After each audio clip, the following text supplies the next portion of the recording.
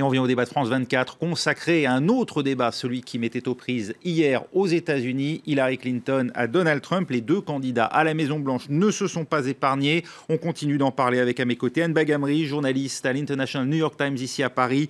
Également à mes côtés François Durper, maître de conférence à l'Université Cergy-Pontoise, auteur des États-Unis pour les nuls et du tome 2 de la présidente qui va sortir le 26 octobre. Également avec nous Mark Porter des Republican Overseas et Robert Vallier, secrétaire à Democrats Abroad pour la France.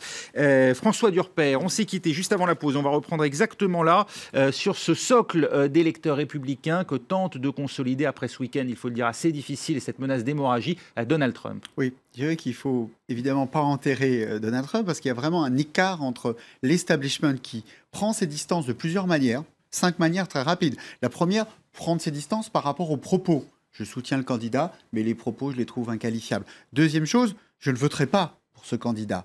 Troisième chose, j'appelle à ce que ce candidat se retire. Y a-t-il une possibilité pour que le colistier y aille à sa place? Enfin, quatrième chose, je vote Hillary. Ça a déjà été fait, un représentant républicain du New York dit je voterai Hillary.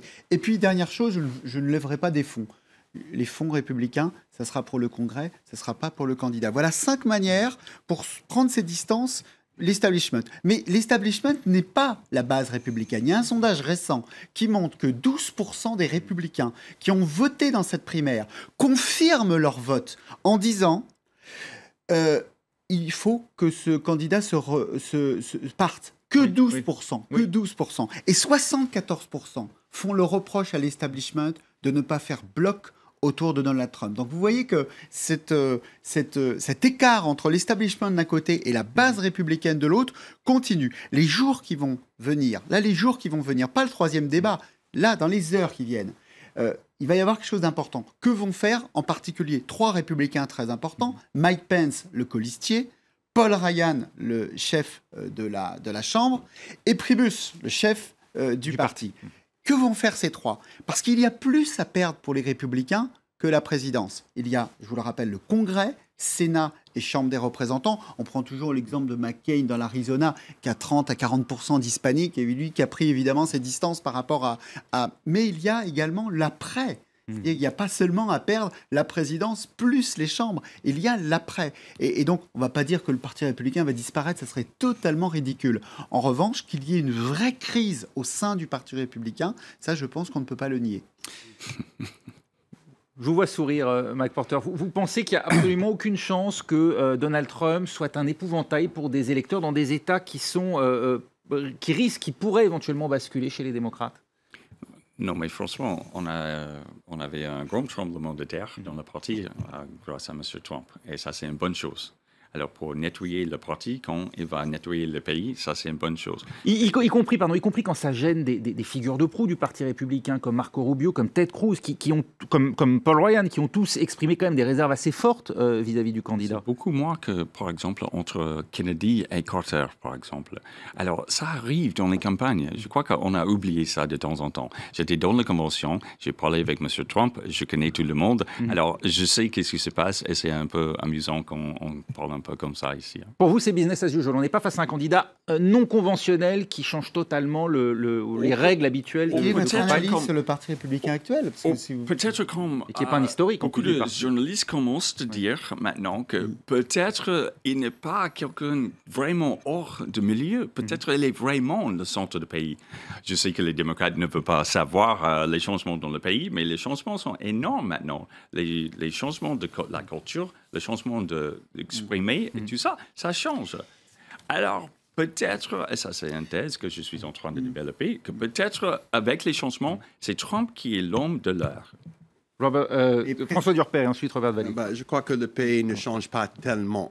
Donc, Trump continue à se présenter aux gens qui lui soutiennent déjà. Il y a peut-être un 3 à 40% maximum qui va voter pour lui après ces événements de quelques jours. Je veux poser le simple fait que Trump ait remporté la primaire, est-ce que c'est pas déjà en soi le fait d'un changement, le signal d'un changement profond qui votent dans le pays? les primaires, soit républicaines, soit démocrates, sont les plus militantes.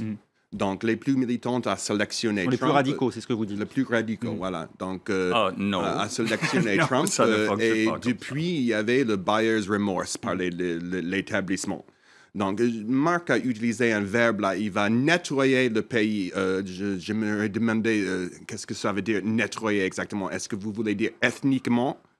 Il y aurait un nettoyage ethnique là, ou religieux, parce qu'il y aura un nettoyage juridique? Est-ce qu'il va mettre des gens opposants à lui aux prisons, comme il a promis à faire à Hillary Clinton? C'est quoi nettoyer exactement? Mais bon, à part ça, je suis plutôt d'accord avec François. Donc, le parti est en train de se déplacer tout l'argent, tout le soutien qui était en place pour Trump, parce que Trump n'a aucune opération de voter registration, de get out the vote. Il n'a d'infrastructure électorale, en fait, c'est ce que vous dites. Il a payé tout ça, et maintenant, le parti a décidé, depuis ce week-end-là, de mettre les moyens vers les candidats. Les ressources vers les autres candidats. Vers les candidats. Ça veut dire quelque chose. Hein. François Durper. Précisément, c'est vrai que par rapport à ce que disait Marc, ce pays a changé.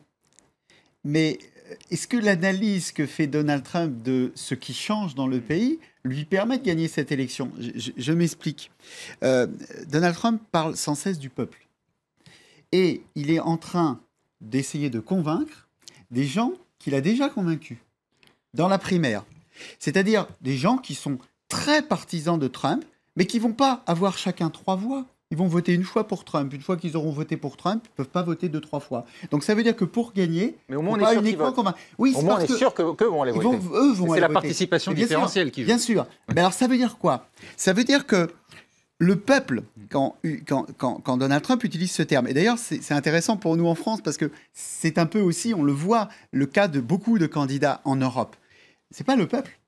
Quand on dit le peuple, on parle des classes moyennes blanches déclassées.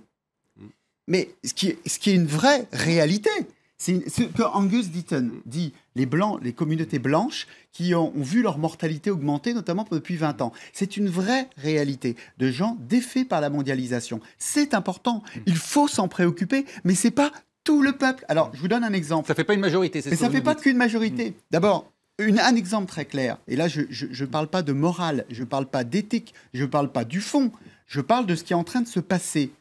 Le fait, et on verra le 8 novembre, vous pouvez me contredire, pour l'instant, ça peut changer. Pour l'instant, Donald Trump est en train de perdre le vote féminin. Il est en train de perdre le vote des femmes mariées, des femmes qui ont voté républicain au moment de Mitt Romney, qui ont voté républicain au moment de John McCain, et pour le moment disent « je ne voterai pas pour Donald Trump ». Regardez les résultats de la nuit. Chez les hommes, c'est égalité quasiment entre les deux candidats. Chez les femmes, et pas que chez les femmes démocrates, Marc, il y a un écart de 30 points. Les femmes disent c'est Hillary Clinton qui a gagné.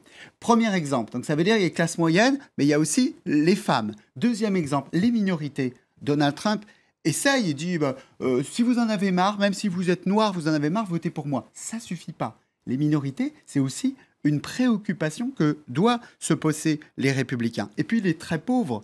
C'est-à-dire que le peuple, c'est pas que des classes moyennes, et les baisses d'impôts sur les très riches, ça leur parle. Qui eux ne votent pas souvent. Donc ça veut dire qu'il y a une vraie réflexion, je vous concède à 29 jours, c'est difficile à mener, mais sur ce qu'est le peuple. Et le peuple, je vous dis ce que c'est le peuple, c'est ceux qui voteront le 8 novembre, et ceux qui voteront le 8 novembre, ils ne voteront pas nécessairement pour Donald Trump. Et Donald Trump, il ne pourra pas dire « j'ai été battu par le système ». Il devra dire « j'ai été battu par le peuple américain ». Il y a aussi Anne Bagamry, ce qu'on a appelé la droite chrétienne, la droite religieuse, et puis aussi les libertariens, enfin ces gens très attachés à leur liberté et à la Constitution. Est-ce que ces gens-là, lorsqu'ils entendent un candidat menacer l'autre de prison, est-ce que ceux-là continuent finalement de croire en leur candidat, ceux qui sont si attachés à la Constitution et qui considèrent que la démocratie américaine elle est supérieure à toutes les dictatures qu'ils entendent combattre? Eh bien, je crois que vous mélangez deux groupes. De parler d'un groupe à la fois. Les chrétiens, ceux qui sont religieux, qui sont croyants, et qui trouvent que les propos de Donald Trump sont aberrants, eux, je suppose qu'ils vont faire leurs décisions selon leur sentiment là-dessus. Je ne peux pas parler pour eux. ni pour ceux qui trouvent que la Constitution est un document qu'il faut respecter avant tout. Et pourtant, je le crois moi aussi. Je crois que c'est vraiment pas une question de... Quand les voteurs américains vont voter, c'est pas vraiment des... Normalement, ce ne sont pas les grandes questions qui les préoccupent, c'est plutôt les questions très proches, c'est-à-dire l'économie. Est-ce qu'ils iront mieux dans 4 ans qu'aujourd'hui? Il y a aussi une chose qui rentre en jeu, et je parle maintenant comme expatrié américain, c'est aussi l'image des États-Unis dans le monde. Le fait que nous sommes les leaders of the free world. Ils sont sensibles à cela, les électeurs? Ils sont très sensibles à ça. Et je crois que si vous demandez qui représente mieux l'idée des États-Unis et la réalité des États-Unis, c'est une question qui préoccupe beaucoup d'électeurs américains.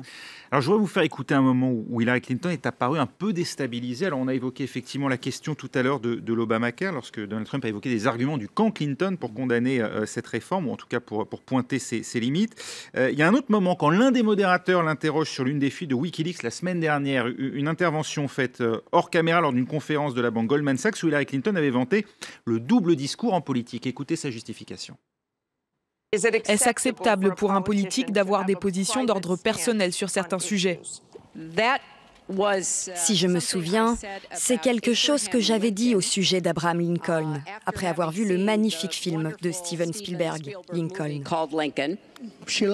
Et elle a menti. Et maintenant, elle vous parle du grand Abraham Lincoln pour s'en sortir. Oui, l'honnête Abe, mais honnête Abe, lui, n'a jamais menti. C'est la grosse différence entre Abraham Lincoln et vous. Ah voilà, on a surtout vu la réaction de Donald Trump, mais avant il y avait un long exposé, il faut dire quand même un peu maladroit d'Hillary Clinton pour expliquer pourquoi en gros dans l'intimité des banquiers, elle prônait le fait d'avoir tenir en gros 2 discours différents, l'un sur ce qu'on pense vraiment et puis l'autre sur la stratégie. François Durper, ça illustre le problème numéro 1 d'Hillary Clinton, sa crédibilité finalement aux yeux des Américains. Très, très problématique. C'est pour ça que Hillary Clinton est une candidate faible. C'est pour ça que les républicains lui ont fait un cadeau électoral. Imaginons n'importe quel... gagne. On verra le 8 novembre. Oui, mais j'ai aussi dit, Marc, depuis le début, que cette élection n'était pas terminée, qu'il y avait 29 jours. Et je vais vous finir encore aujourd'hui, donc pour vous, elle n'est pas terminée. Cette élection n'est pas terminée parce que Hillary Clinton, le dernier débat sera important à Las Vegas. Hillary Clinton a aussi raté son débat. C'est-à-dire qu'elle a été emportée par ce qui s'est passé. Et vous avez vu, elle a commencé par une citation en disant « Moi, j'ai été conseillée par Michelle Obama. » Et Michelle Obama, elle m'a dit when they go low, we go high. You go high. Oui. Et après, quand ils vont essayer, exactement, Marc, je suis d'accord avec toi. Elle dit voilà, il faut que je m'élève, même s'ils essaient de me ramener vers le bas, mais elle a été vers le bas tout le temps. Et elle, si elle n'arrive pas, si elle se contente de se dire dans cette campagne, chouette, je suis celle qui n'est pas Donald Trump. Je suis celle qui s'interpose entre Donald Trump et la Maison-Blanche et ça suffira. Eh bien, au-dessus de sa tête, elle aura une épée de Damoclès jusqu'au dernier jour. Cette épée de Damoclès, c'est Donald Trump qui se réveillerait un matin en se disant « Je vais faire une bonne campagne. Je vais parler à Las Vegas d'économie, de salaire des Américains, de moyens peut-être de ramener les emplois industriels aux États-Unis. C'est compliqué comme sujet, mais pourquoi pas? Et donc, il faut absolument qu'Hillary Clinton prépare son 3e débat pour incarner un changement raisonnable, ce qui est très compliqué. Ça s'écrit sur le papier, mais incarner un changement raisonnable, c'est tellement difficile à incarner que ça n'a jamais été fait. Ça a été fait une fois depuis le 22e amendement. C'est très dur de succéder à un président qui est du même bord que soi. Oui, c'était George Bush. C'était George Bush, mais qui n'a pas été réélu. Effectivement. Robert Vallier, vous êtes d'accord sur le fait qu'Hillary Clinton continue finalement de traîner à la fois son image de double langage, ces fuites de Wikileaks, finalement, heureusement d'une certaine manière, qui a eu les fuites sur la vidéo de Donald Trump, qui sont sorties opportunément pour faire un peu oublier ces fuites de Wikileaks, mais malgré tout, elle continue de passer finalement à la fois pour la candidate de l'establishment des banques et puis ce problème de crédibilité, quoi, et qui s'illustre notamment par ces emails, par l'affaire des emails. Bon, les affaires des emails, là, ça c'est une scandale fausse, comme a trouvé plusieurs enquêtes juridiques et congressionnelles. Donc, il n'y a pas de problème à ce niveau-là. Mais par contre, cette histoire des morceaux... Mais pourquoi ne l'a-t-elle pas admis dès le début? C'est toujours le même problème. On a l'impression que la communication permanente essaie de tout contrôler chez les Clinton. C'est difficile de tout contrôler quand même, parce que la presse et la médiasphère en général a une vie à soi. Donc, ils ont trouvé quelque chose qui a de traction avec les soutiens des supporters de Trump et ils continuent à propager cette histoire. Mais par rapport à cette histoire des morceaux de ces discours à Wall Street, il n'y a que des morceaux d'abord. Donc, ce n'est pas les discours complets. C'est très facile à piquer quelque chose qui convienne à une certaine narrative, d'abord, comme par exemple cette histoire de privé-public. Donc, et à vrai dire, chaque politicien de toute partie a un côté public-privé aussi. C'est malheureux, je ne suis pas d'accord avec ça. Je ne suis pas totalement convaincu par son explication non plus, à vrai dire. Donc, je suis plutôt un critique de Hillary de la gauche et je ne suis pas tout à fait satisfait à ce niveau-là. Mais je suis prêt à accorder un certain... bénéfice du doute parce que c'était des morceaux piqués explicitement pour faire une narrative. Anne Bagamri, ce type d'explication et de discours à l'électorat qui a voté Bernie Sanders, par exemple, au Parti démocrate, ça peut gêner à un moment ou à un autre Hillary Clinton? Vous voulez dire... J'ai pas compris la question. Ce discours sur, en gros, en politique, finalement, il y a les idéaux et puis il y a la pratique. Il faut savoir un peu, parfois... se salir un peu les mains ou en tout cas faire en sorte de faire passer des projets. On sait que Lyndon Johnson, par exemple, était un politique extrêmement doué pour parvenir à ses fins. Est-ce qu'aux yeux de l'électorat qui a voté, assez idéaliste, qui a voté Bernie Sanders et qui constitue malgré tout une part importante de l'électorat démocrate aujourd'hui, ça peut nuire à Hillary Clinton? C'est une excellente question. Je ne sais pas combien elle prend en compte le fait que ceux qui ont soutenu Bernie Sanders font aussi partie de ceux qui la soutiennent aussi. Je ne crois pas que le problème pour Hillary Clinton réside dans un morcellement du Parti démocrate. C'est plutôt une question d'image, c'est plutôt une question de crédibilité. C'est vrai que c'est une candidate faible, et c'est peut-être parce que ce qu'elle est et ce qu'elle a été en tant que femme politique, il est difficile qu'elle ne nie. C'est-à-dire, elle veut contrôler, d'après ce que je peux voir, elle veut contrôler le message, elle n'aime pas les questions, je peux le dire du point de vue d'un journaliste, elle n'aime pas beaucoup les questions, elle voudrait qu'on lui prenne à sa parole, et elle est difficile à cibler. Donald Trump, le moins que l'on puisse dire, c'est qu'il dit ce qu'il veut, il dit ce qu'il pense, il ne varie presque jamais. Le vidéo que l'on vient de voir ce week-end, il nie que c'est le vrai Donald Trump, mais ce sera la première fois de toute la campagne que ce n'est pas le vrai Donald Trump qui parle. Son Twitter handle, au moins, c'est Real Donald Trump. Alors lui, il dit ce qu'il pense, il est comme il est. Hillary Clinton donne l'impression d'être autre qu'elle semble. Et je crois que c'est ça que l'on critique à son égard. Mais la vraie dure, celle qui a eu le dernier mot, c'est Hillary Clinton cette nuit. Il ne faut pas l'oublier. La dernière question, c'est peut-être le moment un peu de grâce dans ce débat qui était quand même très, très triste. Ouais. C'est la dernière question du citoyen qui a demandé, mais est-ce que vous avez quelque chose de positif à retenir de votre adversaire après s'être vraiment insulté pendant 90 minutes. Et vous avez vu, la vraie méchante, c'était Hillary Clinton. Elle n'a pas trouvé un mot positif. Oui. Elle a dit, ce qui est très positif chez Donald Trump, c'est ses enfants. Et moi, en tant que grand-mère, je trouve ça formidable. Et lui a dit, she doesn't quit. Elle ne lâche jamais. Et c'est peut-être... ça, c'était très positif. C'était très positif. C'était très positif et c'était aussi très hypocrite parce que dans le dernier débat, le premier débat, je veux dire, il a critiqué, elle n'a pas le stamina. Oui, elle n'a pas le stamina. Mais là, il s'est jugé. Mais là, il s'est jugé. Elle a dit, elle est très forte, elle continue. Et même, elle a dit, fight. C'est quoi la différence? Elle n'a pas la stamina ou elle a la stamina? Donc ça, c'est tout à fait l'hypocrisie dialectique de Donald Trump. Mais vous reconnaîtrez montrer que c'est pas très... De sa part, ça n'a pas été le meilleur moment du débat, parce que précisément, il a concédé une qualité à son adversaire. En un mot, Mark Porter, une administration Trump demain, ce serait, comme le souhaite Mike Pence, des bombardements contre Damas ou des bombardements contre les djihadistes, comme le souhaite Donald Trump? Première chose, on doit vraiment réfléchir cette fois, et pas comme en Syrie, par exemple, tous ces désastres qui étaient arrivés là-bas. Alors, Trump, il a déjà 200 généraux autour de lui. Il était en train de discuter tout ça actuellement, et on verra une fois qu'il décide ce qu'il doit faire. Après que les Américains aient voté ou avant? Est-ce qu'on a des chances de connaître la position avant? Ça maintenant, bien sûr. Normalement, il faut écouter le candidat et pas le colistier, mais c'est vrai que c'est assez rare qu'on ait quand même un désaccord sur ce point. Oui. Effectivement, c'est la fin de ce débat. Restez avec nous, vous restez en place. On accueille tout de suite Myriam Hamlal pour un œil sur les médias.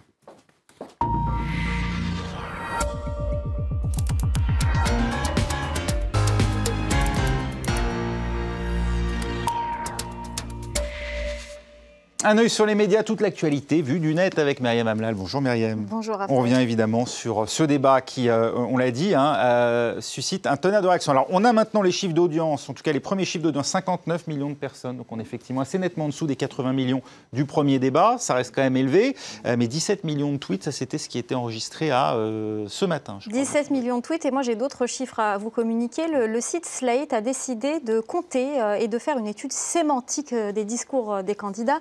Et de compter, entre autres, puisque c'est toute une étude sémantique dans tout l'article, je ne vais pas tout développer, mais de compter le vocabulaire des uns et des autres pour voir qui a le vocabulaire le plus riche. Alors, selon ce décompte, le discours de Donald Trump est constitué de 13% de mots distincts, c'est-à-dire qu'il ne compte pas les répétitions. Chaque mot est répété en moyenne 7,7 fois, donc près de 8 fois. Hillary Clinton, de son côté, utilise 17% de mots distincts, avec une moyenne de 6 répétitions pour chaque mot. Alors, selon le site Slate, la différence est importante. Seuls 480 mots sont nécessaires pour écrire 80% du discours de Donald Trump, 665 pour Hillary Clinton, un écart de 38%. Voilà pour le comptage de Slate. Autre chiffre et un article intéressant dans le New York Times qui a décidé de compter le nombre de pertes de soutien par phrase prononcée. Alors c'était très intéressant. Au total, 160 soutiens ont quitté, 160 personnalités républicaines ont retiré leur soutien à Donald Trump après des phrases prononcées. J'en ai relevé une. Il s'était attaqué à la mère d'un soldat irakien de confession musulmane mort au combat, et il avait dit qu'elle n'avait pas grand-chose à dire et qu'on lui avait peut-être pas donné l'autorisation. Famille, les deux parents. Ouais. Voilà, des deux parents, et notamment à la femme, qu'elle n'avait peut-être pas eu l'autorisation de parler, faisant allusion à la soumission probable des femmes musulmanes, selon lui, selon Donald Trump. Et rien que pour cette phrase, il a perdu une quarantaine de soutiens. Donc c'est dire si c'est important. À chaque dérapage verbal, il a perdu des soutiens dans son propre camp. Ensuite, je vais vous parler de l'importance on en a parlé beaucoup d'ailleurs dans nos journaux, la violence de ce débat. Alors, pour le site d'Europe 1, les violences étaient importantes. Voilà, je retrouve... Je voulais parler de la proximité entre... Voilà, et on parle surtout de la violence physique. Alors, on parle de prédateurs, on dit que Trump a rugi très fort, et ironiquement, le journaliste explique qu'il a peut-être remporté cette bataille sur le fond. Beaucoup de photos d'ailleurs, je vais vous en montrer.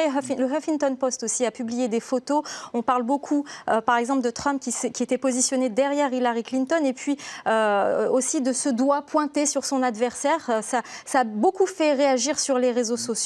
Quant au site Machabel, alors lui préfère ironiser et parler de ce qui a intéressé les twittos, notamment ces photos, comme quoi on peut faire dire aux photos ce qu'on veut, où on a l'impression qu'ils chantent un duo, on a l'impression de revoir presque Sinatra et Liza Minnelli. Voilà ces photos qui ont beaucoup amusé les internautes. Je vous en montre encore une. Et puis, j'aimerais terminer par ce dessin que je trouve très drôle, qui résume bien la campagne au fur et à mesure qu'on avance. La libido de Clinton, l'intelligence de Bush, l'honnêteté de Nixon, le culot de Reagan. Ça fait beaucoup pour un seul homme. C'est un dessin de Ranson qui a été beaucoup tweeté aujourd'hui. Voilà, et ce ne sont pas que des qualités. actualité, vous l'aurez compris. Un mot enfin, non? On a tout fait? Eh bien, on a tout dit, parfait, on a tout dit pour ce débat. Je remercie à nouveau d'avoir été à nos côtés Anne Bagamri de l'International New York Times, François Durper également avec nous, et je rappelle le deuxième tome de La Présidente qui sort donc le 26 octobre, également avec nous Robert Vallier pour les démocrates et Marc Porter pour les républicains. Merci à tous, restez avec nous dans un instant, un nouveau journal.